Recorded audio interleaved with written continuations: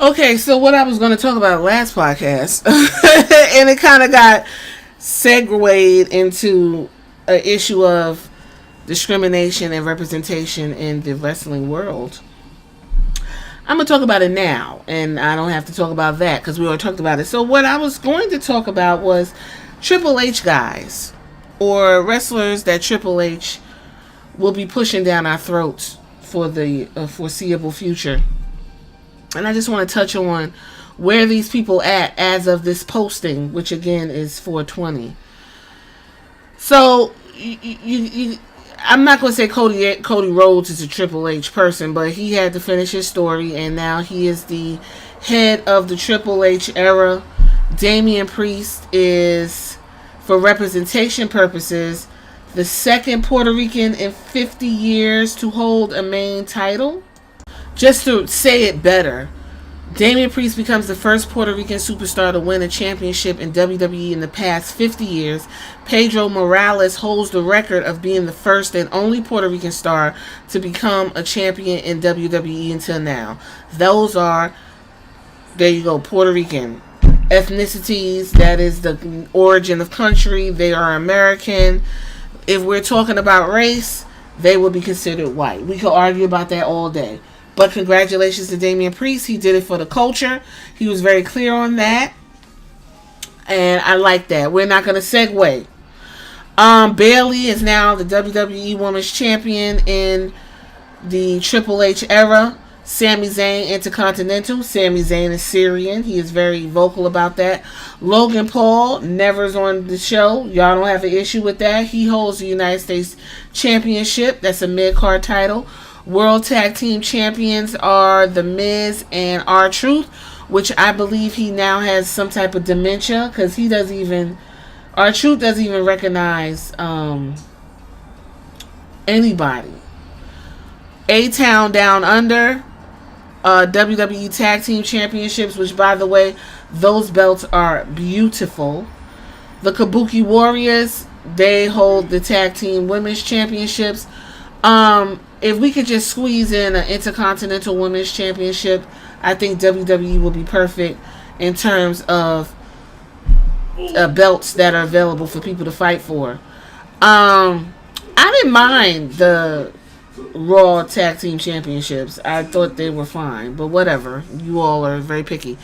Down in NXT, Roxanne Perez and Ilya Dragunov, I think, will be getting called up. They said they're hot on him, which will then make Trick Williams the face of NXT because he's going to get that championship. And I know what Dave Meltzer said. I don't give a fuck what Dave Meltzer said. Dave Meltzer needs to get him some water. And y'all need to stop listening to him. Axiom and Frazier are NXT Tag Team Champion. And Charlie Dempsey, which is William Regal's son, right? He's the NXT Heritage Cup Championship. So what we are talking about is the people that have continued to show up on WWE TV on Raw and SmackDown, and they really have no business, no charisma, no reason to be there. And people who should be there are relegated to main event and other places that I don't see them. Shout out to Alicia Taylor, who is a ring announcer. Y'all better not never come for her. I actually did a spotlight on her and she liked it. I love her. She is a literal rock star. She plays in a rock band with drums. Like, please, she does a fantastic job. The people that will continue to be shoved down our throats, we're going to get into, is, of course, Karrion Kross. Why is Karrion Kross continue to be repackaged and shoved down our throats? I think Triple H feels like he owes it to Karrion Kross to get it right because Vince literally ruined the man by the time he got up to the main roster, which is sad, but it is what it is, you know. Now he's like a fortune teller with his wife. First of all, I'm gonna continue to say the star of the entire shebang is Scarlett, and they just won't lean into her. But anyway, we'll continue to see Karrion Kross being pushed. They now have showed up at NXT, And it's just like, great. AOP is going to get pushed. They left, came back. Vince McMahon took away Paul Ellering. Paul Ellering is back, standing there, not really saying anything with his white glove. I'm not really sure. Bronson Reed is going to continue to get pushed. You see him more on TV. Brutus Creed and his partner, I don't know his name, he will continue to get pushed to, the point of no return. I didn't even know Cameron Grimes still worked. Candice LeRae, she's actually a good wrestler, but she has no gimmick, so I don't even know what her gimmick is. Carlito, they need to take him away from Santos Escobar. And they also need to do something with Elektra Lopez, because this bitch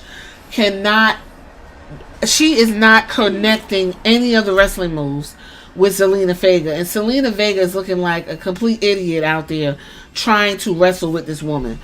Carmelo Hayes, I hope Triple H does well with him. Shawn Michaels is very high on Carmelo, so I think he's going to make sure he'll be fine on the main roster. Damian Priest is going to get his push. Dexter Lumis is still working. I'm not really sure where he's at, but he'll show up. You guys said Drew Gulak was no longer working with WWE. They took him out of the whole place. Drew Gulak is right there. If you don't know, Drew Gulak got into it with Ronda because Ronda said Drew Gulak walked up and pulled her sweatpants drawstring, and she felt sexually violated by that, and WWE dropped the hammer on him quick. Dijak is a Shawn Michaels guy. I actually like Dominic Dijak, COVID, and him and Keith Lee were giving bangers. Bangers on bangers on bangers. We're going to also see more of, like I said, Elektra Lopez. We'll see more of, hopefully, Finn Balor gets his just due. He was doing all right down there. Indy Hartwell and her goofy ass. What is her gimmick? Somebody tell me what Indy Hartwell is. Isla Dawn was up there with her titties bouncing around. I don't know what happened to her. Ivar been showing his ass out. I don't mind Ivar. Ivar said, listen, I don't know where my homeboy fucked up, but please, I still work here. Ivy now is going to be getting pushed. Io Sky is going to always be in the picture. Who else they going to keep shoving down our throats? This is going to have to be updated, I see. Johnny Gargano and Tommaso Ciampa. They are going to not only be shoved down our throats, but up our asses, because I think he's going to put the belts on these two. Johnny Gargano has a dick face, and Tommaso Ciampa is better as a single star. Candice, Katana, and Kaden, they're going to continue to push them. Not really sure if the pop, we're good. We like to have a good time in the club is going to keep flying. But they're going to continue to be pushed. Kevin Owens is going to always have a place. I don't know what the fuck it is with Liv Morgan. She's like the male carrying cross. If they put that belt on her on Monday, which I'll be at the show, by the way. If they put that belt on her Monday at the Gauntlet, I am going to pop a vein in my head. That's how hard I'm going to be booing. Do you understand? I need more Ludwig Kaiser. I don't know where he's at. I need more of Imperium. I think those are the only people I think that's good that are Nick, that are Triple H people that we're going to be seeing more of. Peter Dunne and what's that? The New Catch Republic. Yeah, we're going to see a lot more of them. Oh yeah, those are definitely Triple H guys. He is going to push them to the moon. Did you see what I did there? I know. I'm sorry. I couldn't help myself. Alright.